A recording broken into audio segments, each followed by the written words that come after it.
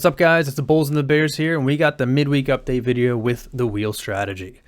Now, unlike my other midweek update videos, I'm not doing this in the middle of a Wednesday, dead center of the week with the market open. I'm doing it after the close of Wednesday. So we're 3 days in the books already. Monday, Tuesday, Wednesday are done, and the account's at 22,200. We had a green day today of 83 bucks. Get a little closer. Down a little bit after hours, but overall, a solid green day. But if you really zoom out to the 1 month look, it's pretty flat overall. We're down 86 bucks, which is really not much over the course of a month.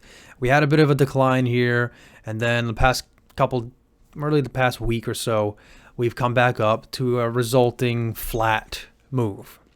So it's been a little while of not making much progress. If I go to the 1 year look, which captures everything, you can see how we've been pulling back. The all-time high in the account was March 28th, or the all-time closing value was March 28th, and we've kind of just been diddling around ever since. Dipping, spiking a little bit, coming back down, spiking a little bit, coming back down. So we're starting to curl up. Hopefully we can get some nice moves in our positions. But the all-time high in this account is not actually this peak right here. Like I said, this is the all-time closing high of the account. But intraday, we actually got a little bit more than this. Intraday on Tuesday, last week, we got to 22,488. If I go back here, the closing high was 22,458. We got to 488 on Tuesday. All-time high. And then it came all the way back down. The move to the high was thanks to CSIQ. And then the drop was also thanks to CSIQ. It's a big position. I have 400 shares. It had a big spike on Tuesday, and then it gave it all up the same day. So we're going to look at that. But let's take a look at the other positions. Here's CSIQ here, doing its thing, down 9%. But 3 out of the 5 positions are green. SoFi's up a little bit. It's up $2. We got Comcast up 50 bucks. Our Nike Leap, which is basically 100 shares of Nike, is up 57 bucks. The 2 positions that are red, though, Match and CSIQ, those are big numbers. Those are more than outweighing, those are outweighing the gains by a lot. But they're all unrealized. This is all par for the course. Our goal is to use these instruments, to use these share positions to generate yield each and every week, every month, every year. So as long as we can sell options against these positions, whether they're losing or not, or winning or losing, as long as we can sell options against them, we're in the clear. We're generating income. We're generating yield. The account is making us money. That's what really matters here. And as long as we truly believe in these underlying positions and the fundamentals of the company, the game plan will be to just hold them, continue selling options, and ultimately wait for them to come back up. Because we believe they will come back up. That's why we're in them in the first place. So just holding tight there. Here are the open option positions. We have the Nike Leap, as I told you, the Nike covered call that's been open for a couple weeks. Almost to expiration. We got 1 more week to go before we can really decide on this Nike covered call. We have CSIQ covered calls. These are sold for next week, May 3rd. But we also have CSIQ calls up here for this week. What's going on there? Well, if you really stare and spot the difference between these 2 entries, you'll realize one says sell, the other says buy. I accidentally bought calls on CSIQ trying to sell them. It's really, really frustrating, I gotta say. And I've done this once before with Nike. I tried to sell a call against Nike, and I bought one instead. It was a small $11 loss. This CSIQ mistake is going to cost me 40 bucks. And it's really an $80 swing because I should have sold calls for $40 premium and collected that. Instead, I bought them for 40 bucks, and that's just going to go to zero. I don't think CSIQ is going to rip up to 1650 and these calls are going to print. I doubt it. It's probably going to go to zero. The bid is zero, so I can't even sell them. So I'm going to lose 40 bucks when I should have made 40 bucks. That's an $80 swing, and that pisses me off. And it's my fault, but we'll talk about that. And then lastly, the Comcast covered call. We opened one there. So we're going to talk about these positions because a lot of them are new. We're going to talk about what the chart looked like, and I'll show you the receipts on all the positions here. We're going to go down the list here. Well, we got SPY up.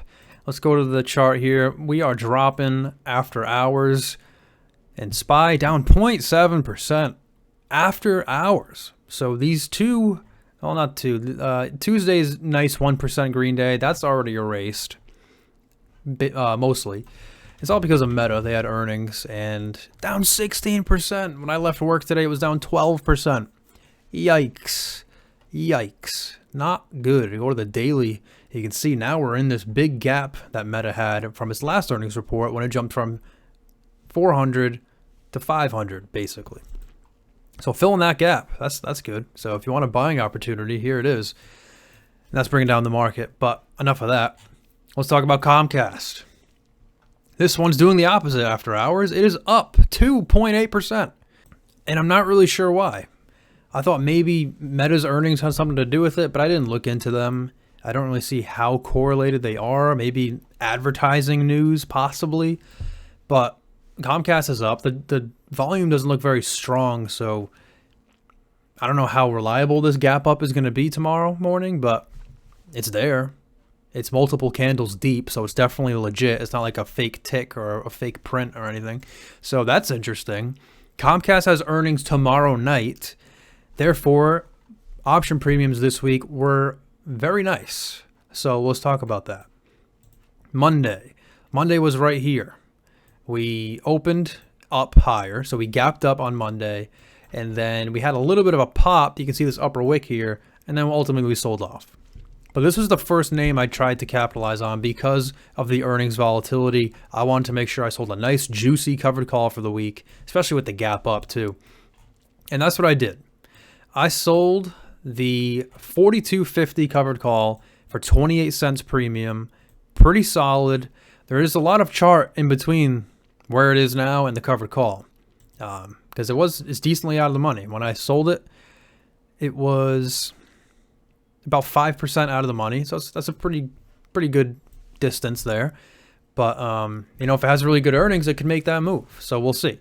I was hoping to get the 43 strike because on Friday before this week, it seemed like it was paying enough, but on Monday it wasn't. So I settled for the 42.50. It's $2 above my cost basis, so I stand to make $200 on the shares if I were to get assigned here, plus the premium collected to this point. So I was happy with that proposition. I sold the 42.50, and you can see that here. First thing I did, sold the 42.50 call, got 28 cents for it, or $28.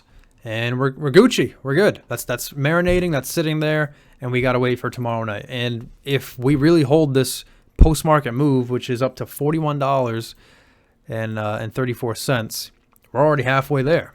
So hopefully they have good earnings. The next thing I did was with Sofi to start the week. Sofi was weak to start the week. It sold off. It dipped down to $7.11. A couple times it hit that level, and I only have 100 shares at $7.50. I'm looking to get more shares, so every time it dips close to 7, I try to sell a put there, and that's what I did. Right here. Next thing I did was Sofi, $7 put. I sold it. One contract, got 12 cents or $12 for it. But then we rallied on so this was Monday right here. So we rallied later that day, and then the next day on Tuesday, we spiked up a lot. We finished like 5% higher or something like that. Yeah, pretty close to 5%. And on that massive rip, I was able to close the call right here. I'm sorry, the put. I sold the cash secured put for 12 cents, and then I bought it back the very next day for $2. About 80, a little more than 80% of the total premium. In a one-day move, I'm happy with that. I know Sofi can reject these pops quite easily, so I want to take that premium or that profit while I can and position myself to take advantage of yet another cash secured put if it drops again, if it rolls over. So far, it's not. It actually moved even higher today. Only by 2 cents, though. Looks like it closed at 7.60. It's down after hours, though. It's down 1% after hours, which I think that's because SPY is coming down. But it was up to 2 cents or 0.2% today. So overall, it held these gains from Tuesday. We'll see what tomorrow brings, but right now we're at $7.50. That's where my cost basis is on 100 shares.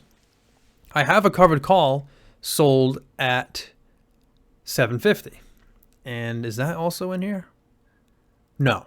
I must have sold that last week. I sold a covered call at $7.50 last week. Got 15 cents for it. And right now, well, it closed at the close of the day, it was in the money. Right now, after hours, it's right at the money. We still have Thursday. We still have Friday.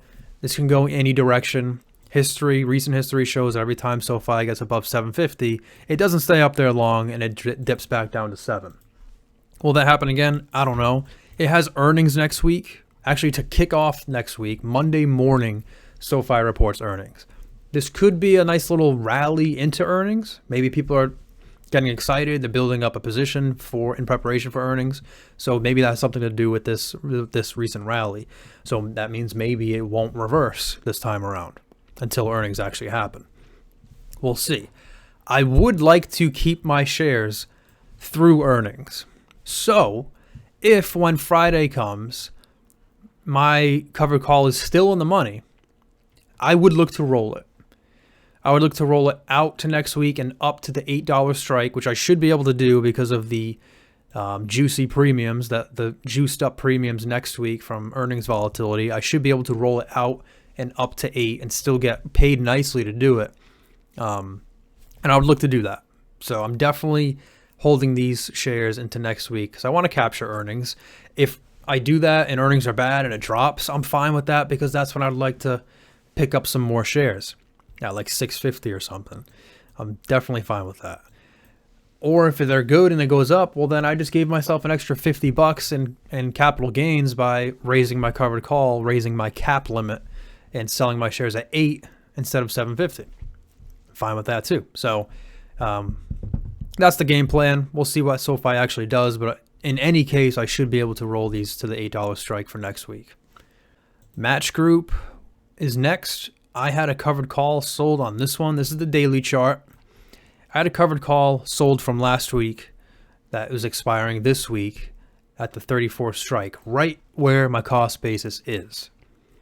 And I was able to close that early because Monday opened here at 32.63. I believe I opened my covered call around here on this day last week when Match had a really nice push up to 32.85. I was able to get the call off. And then this week we sold off here. And then yesterday we sold off even more. And my call decayed. The premium went pretty low and I closed it early. So that's right here. I bought the call back for 3 cents. I sold it for 27 cents and bought it back for 3. So almost 90% of the premium. And yeah, that's that. That's the strategy. That's my rules. If the options decay about 90%, buy them back and look to open a new position later on if it gives you the opportunity. No sense of sitting around here. This was Tuesday when I did it. So no sense of waiting Wednesday, Thursday, and Friday just to make an extra $3 because you never know if the stock gaps up to $35. Maybe there's news, maybe there's a buyout, maybe there's a merger, maybe there's some type of good business decision and this thing's up to $34 tomorrow morning.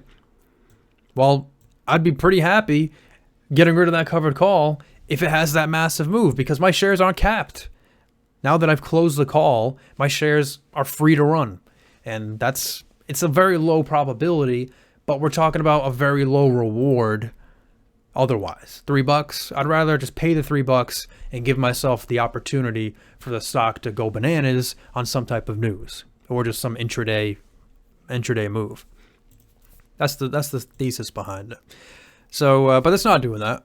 It's not doing that at all. We're at $31.94, about $2 underwater. We're just being patient. I think it'll find some support down here. Whoa. Down here in the 30s. So hopefully it doesn't get too much lower than this. It could, but hopefully not. Next, we'll talk about CSIQ and my mistake here. So let's look at this. So Monday was here. We opened in the crapper, down $14 at the $14.50 level. That's where it finished last week. So we opened around the same area. And then mid-afternoon, we had this really big push up to about $15, which was encouraging. But, who knows? It could easily come back down the next day, right? Well, it didn't. It actually rallied even more the next day on Tuesday up to a high of 1564. It was up over 4% from Monday's close to Tuesday's high. 4.4% rally intraday. I was like, whoa, this is awesome. My position was at 1625 right up here, only 75 cents away. I was actually able to get good premium at the 1650 strike for a covered call. And that was the whole game plan of why I got a 400 share position instead of 300.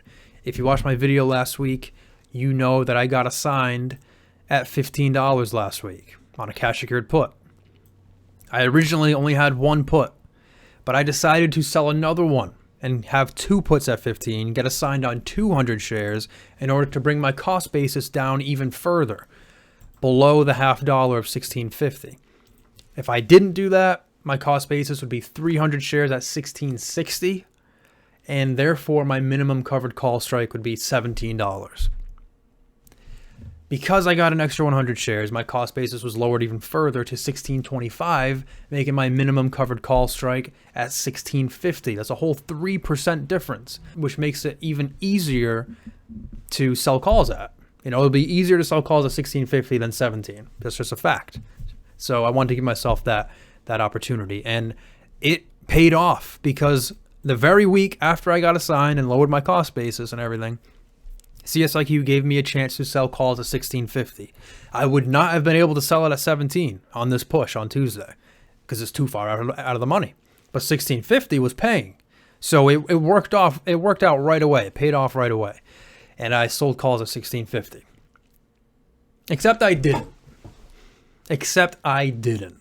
Because I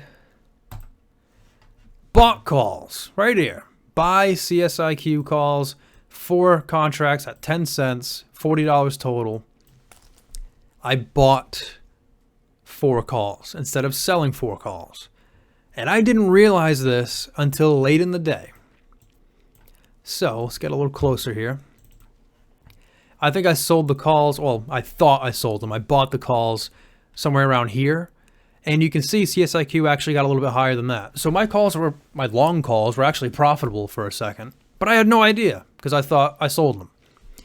It wasn't until this drop here that I finally realized I actually bought them because my account value was going down much faster than it should have been. Sure, CSIQ was rolling over. My 400 shares were getting weaker, right? So, okay, my account's going to go down, but it was going down a suspicious amount, like a little bit more than it should have, and I didn't know why. It was because my long calls were losing money too. That should have been a warning sign. So it was late in the day, right around here, that I realized, and my calls were dead. It moved even lower. It moved even lower today. The bid on my calls are literally 0. So I can't even hit the bid and just get out of the trade because the bid is 0.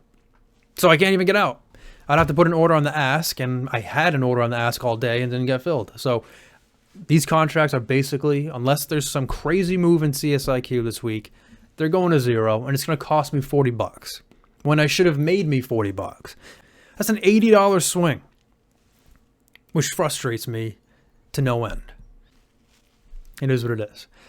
Today, though, in my rage today, I said I gotta get this opportunity back. I gotta make this position pay for me or pay me because it should be paying because I should have got the calls off instead of actually losing money. There's got to be something I can do. I looked to sell calls for the following week, next week. I checked the options chain for next week instead of this week and saw that the 1650 strike was paying 15 cents. And that's actually just enough to yield 30%. Because with this cost basis, I need about 10 cents a week. And I'm going a week and a half out. So a week and a half, if 10 cents is 1 week, then a week and a half is 15 cents. And I got 15 cents. That's what I did right here. I sold CSIQ calls for next Friday, got 4 contracts, 15 cents each, a total of $60, and I'm all set. This position as bad as it looks, down $500, it's going to yield 30% for the next 9 days until next Friday. So it should have been for this week, but I made it work for next week. The only thing that like kind of makes this not as good as if I got it for this week is that I'm stuck for longer. This covered call is going to be here for more than just the 3 days it should have been. Now it's going to be 9 days, right? It was today, tomorrow, Friday, the weekend, then Monday through Friday. That's a long time to be capped at 1650. So if there's a big move in CSIQ, like this week, tomorrow or Friday, I'm going to be stuck because this call doesn't expire for a whole nother week. So there's still going to be a good amount of extrinsic value on it. I'm not going to be able to really roll it easily because we're not close to expiration. So it kind of limits your flexibility and in a way limits your upside. You're not able to adapt on volatile moves like you would if you had a really short expiration. So that's the only downside. But if CSIQ doesn't do that and it kind of just sits around down here, then it doesn't really make much of a difference. So it only makes a big difference if CSIQ has a big push between now and May 3rd. Lastly, we'll just talk about Nike. Nothing new here. Again, I have my covered call sold at 95 for next week. So we're just kind of watching and waiting. And Nike was above 95. The call was in the money on Friday last week. But then it sold off down to 94.50. And we sold off even further than that, down to 94 this week. We pushed up today, up to 95.10, 95.20. Closed ultimately at 94.64. That was a lot, wasn't it? So this week so far, we've been below 95. We've been rejecting 95, basically. We got above it a couple times here and here, but overall, we keep selling off at 95. So my call is out of the money, which is good because I kind of wanted it to expire worthless, keep that premium, keep my leap, and open my open the room for further upside. Because if Nike can stay up here at 94, between 94 and 95, and this call expires worthless, I'll be able to sell a call the following week, probably at like 96, 97, honestly, as far as 97. So that's great. That'd give me another $2 per share of upside. So that's what I want. I want Nike to stay up here, but I want my call to be out of the money at the same time. So if they can do this for another week and a half, because it has to be the rest of this week and next week, who knows what's going to happen. But if for some reason it can close here, that would be perfect.